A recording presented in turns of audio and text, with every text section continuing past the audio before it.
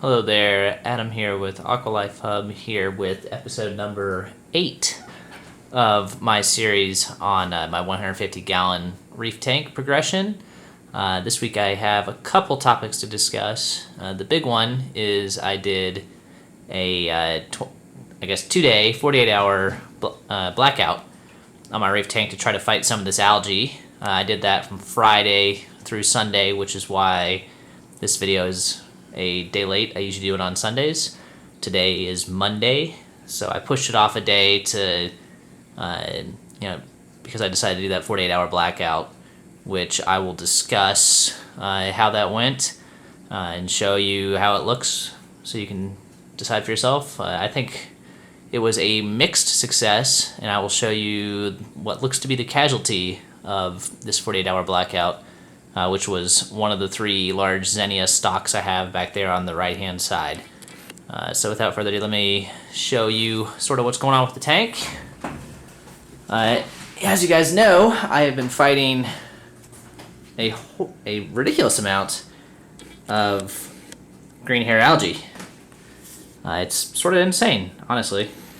I always heard that it was bad, and you never really realize exactly how bad until you actually get it yourself. So, yeah, it always looks better right after a water change, of course. Let me make this a little easier for everybody to see.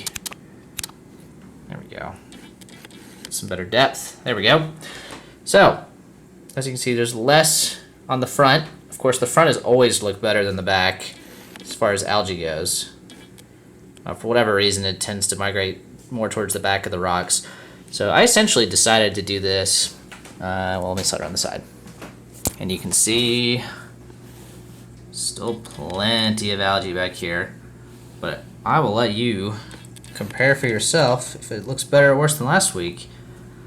My vote's it looks better, but let's look down here, and you can see, sort of hard to see, but you see that little guy? If we can, there we go. That would be one of the 3 Xenia, which now looks to be dying. I hope it makes a comeback, but it does not look good. I think there's some possibility that it is being outcompeted by the red star polyps, but I'm not totally sure. The red star is a matting coral, and I think it's probably just outgrowing.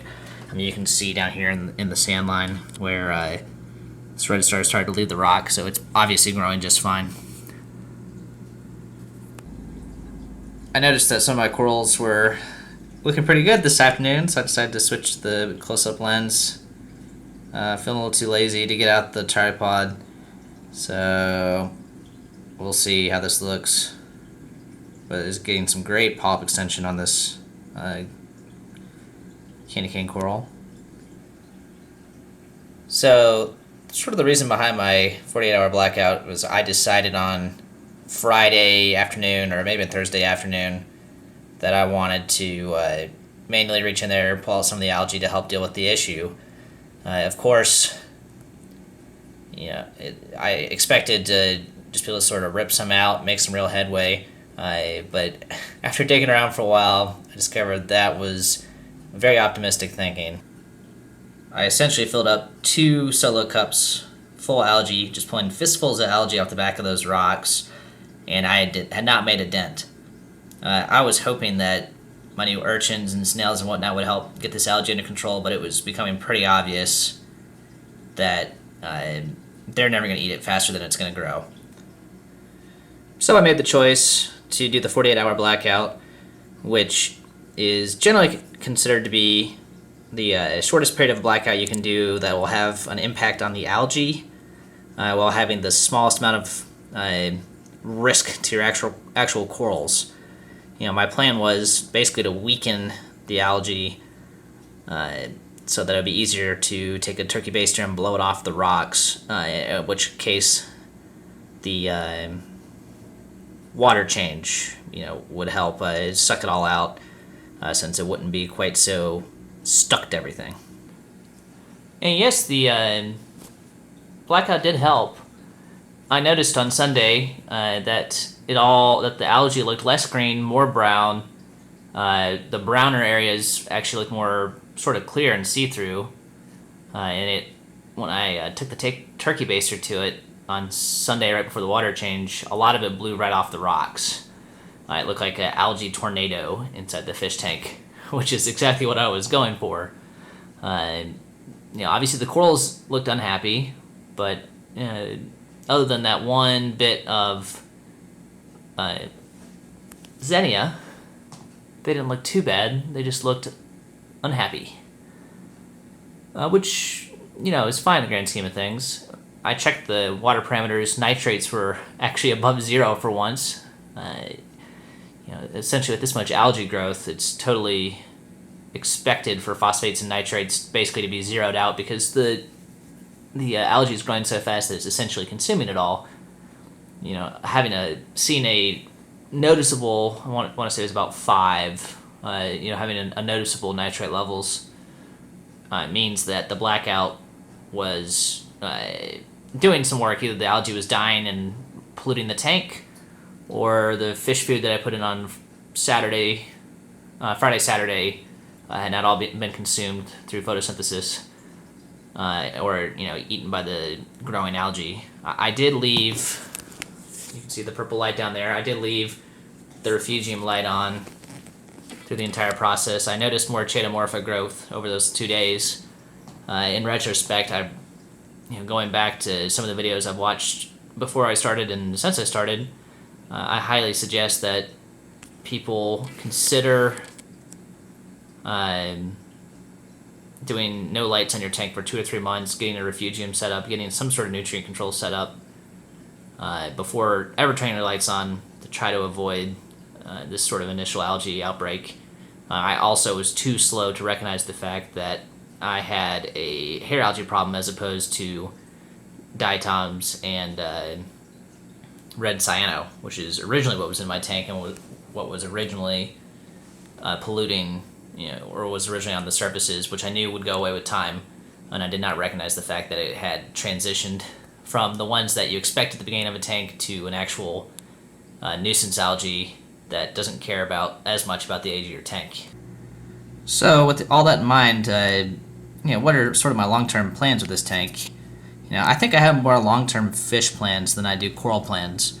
I'm fairly happy with the variety of corals I have in this tank at the moment. Obviously, I'd like for them to grow and fill out, and I'd love for this xenia to do well. I'd love for these zoas, which, they are. If you look at the red one, excuse me, Mr. Clownfish, you can see them starting to go down the rockwork, so it isn't that they aren't growing. They're just not growing very fast. The long-term goal is for them to obviously fill out this rock. So as far as starting corals go, I'm pretty happy with what's currently on the rocks. I'm not really planning on adding anything. Well, at least not much. I would like to get a scalemia and a button coral. I can never remember the scientific name for those. But the button or donut coral, I do want to get one of those at some point. But other than that, not much of a rush to add anything else. Oh, and maybe a Japanese toadstool. Those are just too cool. But fish-wise, I really would like to get, at the end of the day, I really want to get a mandarin goby. I know that a lot of people talk about getting mandarin gobies, but it's definitely one of my favorite fish. I have seeded the tank with copepods. I'm not planning on getting a mandarin until this tank's been up for at least a year, because it's just wrong to even take a chance on not having enough food for them. I also want to get a red scooter blenny, or dragonette, however you want to call them, and just sort of fill in some of my fish population to some degree. I really am a huge fan of the wrasses, which is why I have both the Melanaris wrasse and the McCosker's wrasse. The Melanaris is just, he's just too cool. Or I guess she's too cool. She's still a she. Will be a he at some point. So I would really like to get some more wrasses, but with the COVID nightmare that's currently going on, I'm trying to do my part by not ordering any fish, trying to keep it from spreading. So yeah, that's sort of my long-term plans. I wanted to just show off a couple of coral, or at least one of the coral that has been doing, I'd say I vote him most improved this week. Look at that growth on this Montipora digitata. That white area is all new growth. You can see, there's still some structural damage down here from where he was laying on his side, but there's a bunch of new growth on the ends of this Montipora, and I am, just sort of shocked at how well it's doing. It's definitely it may actually be the fastest growing coral in this tank at the moment, be it soft or hard coral, SPS. Definitely the fastest growing SPS, and it may actually be faster than everybody else. The LPS have not done much. The hammer over here, I don't know if you can see it from this angle, but on the back side, oh, excuse me, Mr. Tang. On the back side, there is a new, it's probably being hidden by the algae, but there is a new budding head on that hammer, which I hope will grow in at some point. No such luck yet. But everybody else, the corals seem to be doing fine. That one torch coral over there on the end, still doing the same, maybe a little bit better. So hopefully he fills in. I am hopeful he's doing better than he was. But that's sort of all that's going on right now. This is a longer video, but I wanted to discuss the blackout, which, like I said, I think was helpful. We'll find out. If it grows back really fast, then I may have to do another one, or I may at some point have to do a vibrant treatment, which I'm really trying to avoid doing because I think that it's not the best method. I know it definitely messes with corals. I know I'll try to save the chaeto by putting it downstairs in my quarantine tank for a while, but I think it has a decent chance of killing the chaeto as well. So that is a potential, but not really what I want to do unless absolutely necessary. I hope you guys all enjoyed. If you have some topic about this, about my tank that you're interested in, let me know. I know I didn't talk much about equipment or anything else today, but I just thought I'd give you an update on the blackout and sort of some of my long-term goals. Until next time.